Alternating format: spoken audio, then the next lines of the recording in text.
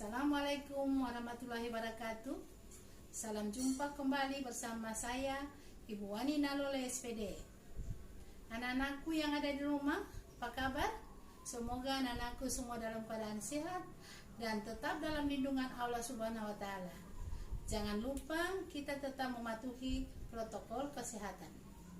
Nah, anak-anakku, pembelajaran kita hari ini masih lanjutan dengan pelajaran yang pada pertemuan minggu kemarin. Pada pertemuan lalu kita sudah membahas tentang pengertian puisi rakyat, jenis-jenis puisi rakyat, dan ciri umum dari pantun, gurindam, dan syair. Untuk pertemuan hari ini kita akan melanjutkan materi dengan menyimpulkan puisi rakyat, yaitu menyimpulkan pantun, menyimpulkan isi gurindam, dan menyimpulkan isi syair.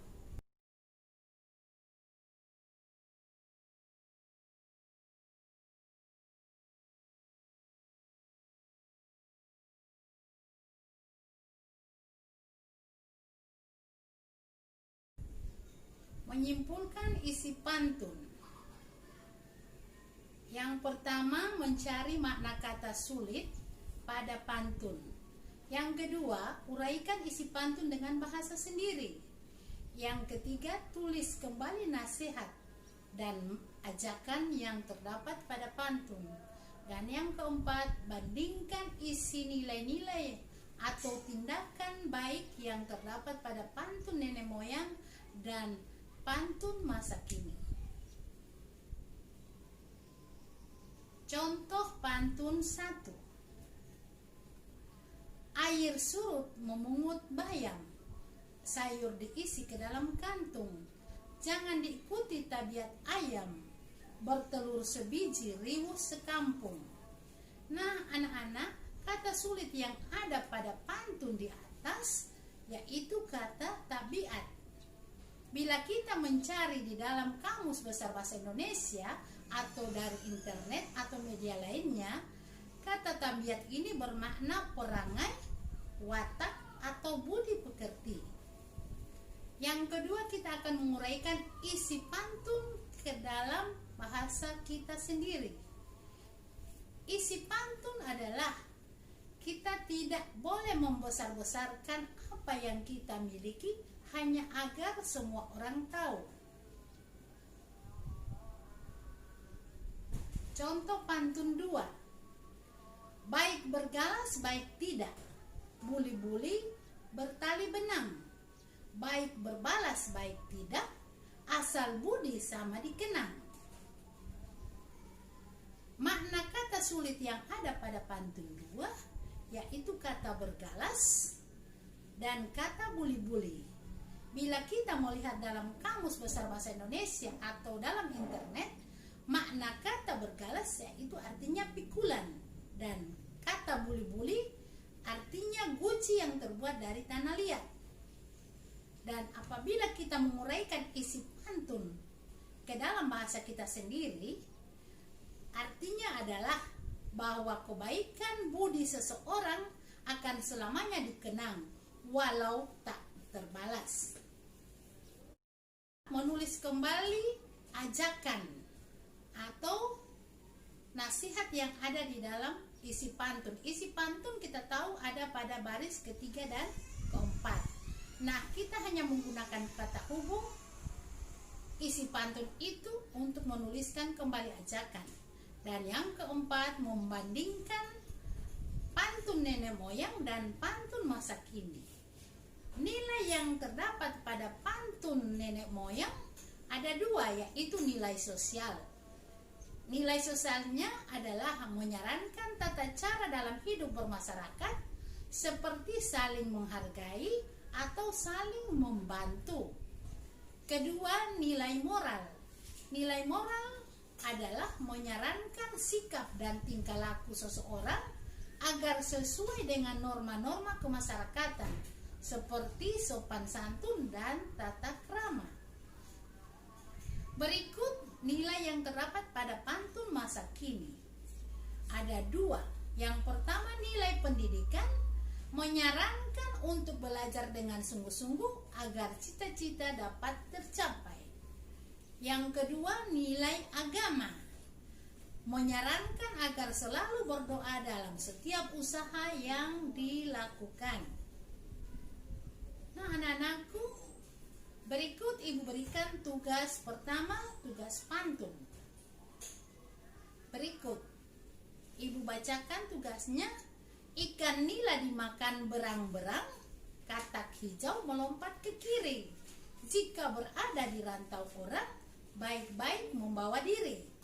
Silakan adik-adik mencari makna kata sulit yang terdapat pada pantun di atas dan uraikan isi pantun dengan bahasa kalian sendiri.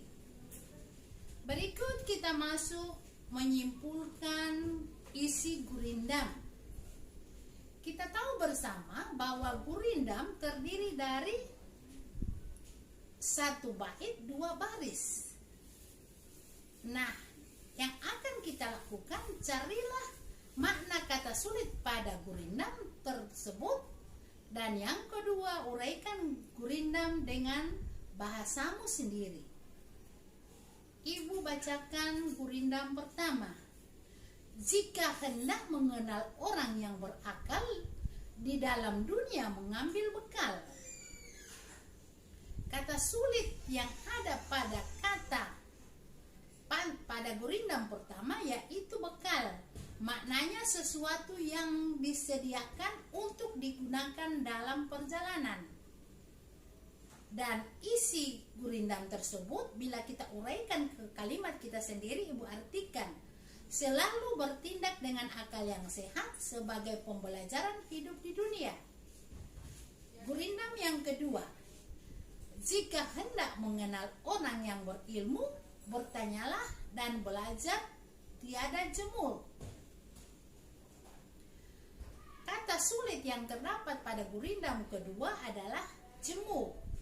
Jemu bila kita lihat pada Kamus Besar Bahasa Indonesia atau pada internet, kita temukan maknanya adalah bosan atau sudah tidak suka lagi. Nah, kedua kita akan menguraikan isi gurindam ke dalam bahasa kita sendiri. Isi gurindam itu ibu maknai, bila ingin pintar jangan malu bertanya dan belajar pada orang yang lebih pintar. Berikut ibu berikan tugas yang kedua. Jika hendak mengenal orang mulia, lihatlah kepada kelakuan dia. Silakan adik-adik cari makna kata sulit dan gurindam di atas, kemudian uraikan isi gurindam dengan bahasa kalian sendiri. Dan yang terakhir kita masuk pada menyimpulkan isi syair. Seperti kita ketahui bersama adik-adik, dalam menyimpulkan isi syair sama halnya dengan menyimpulkan isi pantun atau isi gurindam. Yang pertama, carilah bagian kata sulit pada syair tersebut.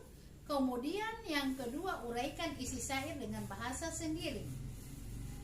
Pada pertemuan kemarin, ibu sudah menjelaskan bahwa pantun dan syair hampir sama. 1 bait 4 baris, tetapi perbedaannya pantun baris pertama kedua merupakan sampiran dan baris ketiga 4 merupakan isi. Sementara pada syair baris pertama, kedua, ketiga, keempat semuanya merupakan isi. Contoh syair 1.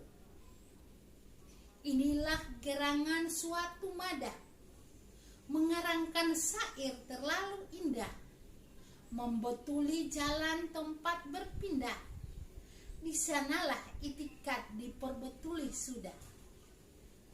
Nah, kata sulit yang terdapat pada syair yang pertama ini adalah kata madah dan kata itikat.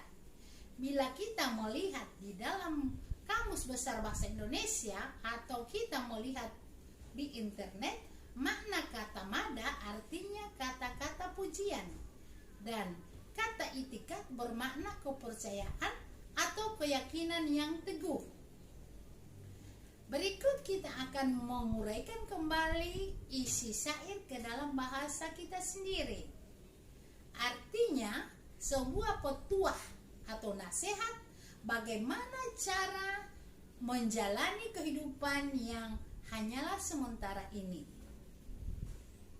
Contoh syair 2. Wahai muda, kenali dirimu, ialah perahu tamsil hidupmu.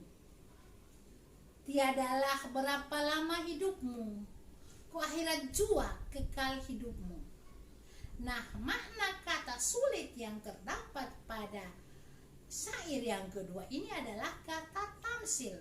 Bila kita membuka buku Kamus Besar Bahasa Indonesia atau melihat internet, makna kata tamsil ini adalah ibarat atau ajaran yang terkandung dalam cerita. Yang berikut kita akan menguraikan isi syair ke dalam bahasa kita sendiri. Ibu maknai sebagai berikut. Pemuda perlu membekali diri dengan ilmu dan amal yang baik agar hidup menjadi berguna. Nah, berikut ibu berikan tugas yang ketiga. Hai muda, Arif Budiman, hasilkan kemudi dengan pedoman.